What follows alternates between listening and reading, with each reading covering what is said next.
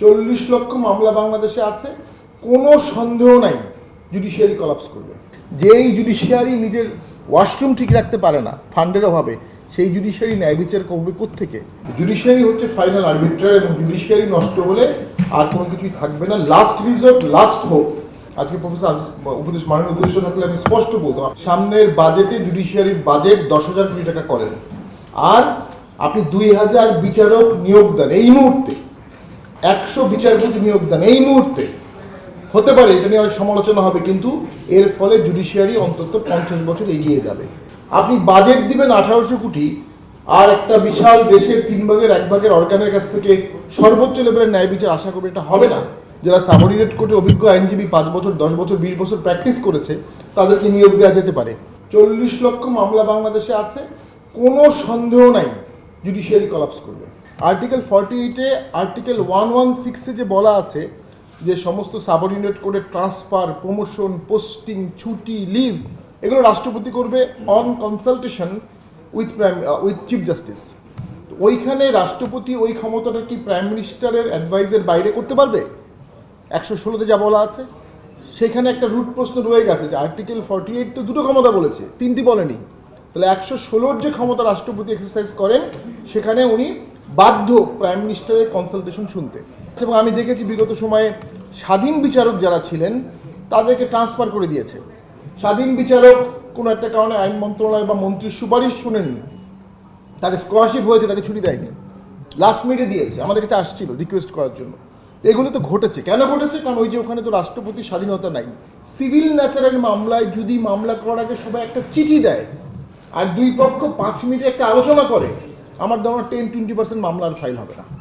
তো জজ সাহেবের উচিত যখনই মামলা আসবে, আপনি কি একটা চিঠি দিয়েছেন, দুই পক্ষে একটু আলোচনা করেছেন, এই একটা জিনিস ইম্পোজ করা খুব দরকার।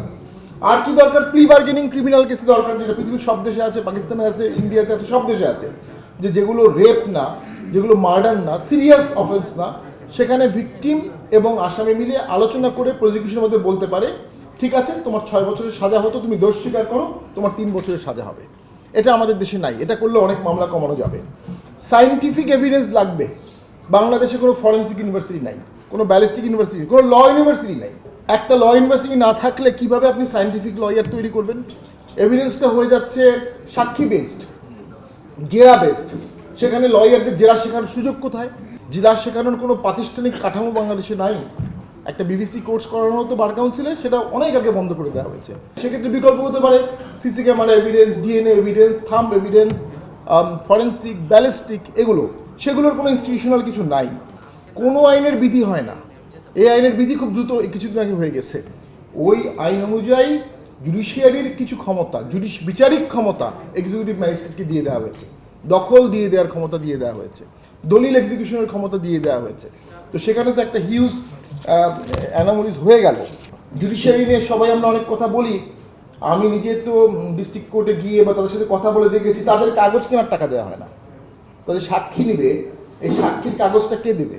তা আপনি কাগজ কেনার টাকা দিতে হবে, কন্টিনজেন্সি দিতে হবে, গাড়ি দিতে হবে। বাথরুম, ডিস্ট্রিক্ট কোর্টের বাথরুমে গেলে কারো যদি টয়লেট চেপেও লেগে থাকে, সে ওখানে গিয়ে ওয়াশরুম ইউজ করবে না। থুতু। যেই জুডিশিয়ারি নিজের ওয়াশরুম ঠিক রাখতে পারে না ফান্ডের অভাবে, সেই জুডিশিয়ারি ন্যায় বিচার করবে কোত্থেকে? বাজেট না দিলে কিভাবে এটা ঠিক হবে? আপনার ঢাকা কোর্টে ক্লিনার লাগবে 50 জন, অর্গানোগ্রামে ক্লিনার দেওয়া আছে 8 জন। ফেয়ার অ্যান্ড ইম্পার্শিয়াল জুডিশিয়ারি না থাকলে তো ডেমোক্রেসিতে জুডিশিয়ারি কন্ট্রিবিউট করতে পারবে না, যেটা আগে ঘটেছে। আবার ডেমোক্রেসি না থাকলে জুডিশিয়ারি ফেয়ার অ্যান্ড ইম্পার্শিয়াল হবে কিভাবে? দুটোই তো লাগবে। অর্ডার অফ সিনিয়রিটি যদি কখনো ডেভিয়েশন হয়, সুস্পষ্ট কারণ দেখাতে হবে কেন ডেভিয়েশন হলো। পিএম অফিসে একসময় একটি প্রজেক্ট ছিল যেখানে বিচারকরা ডেপুটেশনে আসতো, পিএম এর আশেপাশে একজন বিচারক থাকতেন, জুডিশিয়ারি ব্যাপারগুলো দেখতেন। 8-10 বছর ধরে ওই প্রজেক্টটা আর নাই। অতি সত্বর পিএম অফিসে ওই প্রজেক্টগুলো আনা দরকার। আমার তো মনে হয় ঢাকার হাইকোর্ট বিভিন্ন জায়গায় যদি সার্কিট কোর্ট হিসাবে থাকে, অস্থায়ী হিসাবে থাকে, মানুষের উপকার হবে। ইলেকশন ট্রাইব্যুনাল নিয়ে কোনো কথাবার্তা কিন্তু নাই। ইলেকশন ট্রাইব্যুনাল শক্ত করা উচিত। আইনজীবী, ডাক্তার, ইঞ্জিনিয়ার, পলিটিক্যাল পট পরিবর্তন হবে, কিন্তু ওনাদের সুরক্ষাটা ইম্পর্টেন্ট। ইভেন আওয়ামী লীগের প্রথম দিকেও কিন্তু কোর্টটা অন্যরকম ছিল, রেসপেক্ট ছিল, ডিগনিটি ছিল, অনার ছিল, একটা পারস্পরিক শ্রদ্ধাবোধ ছিল। সেগুলো কোথায় হারিয়ে গেছে? এই সাবসার্ভিয়েন্ট বিচার বিভাগ দিয়ে আপনি কোনোদিনও স্বাধীন দেশ করতে পারবেন না। বিচার বিভাগকে ফ্রি করে দিতে হবে।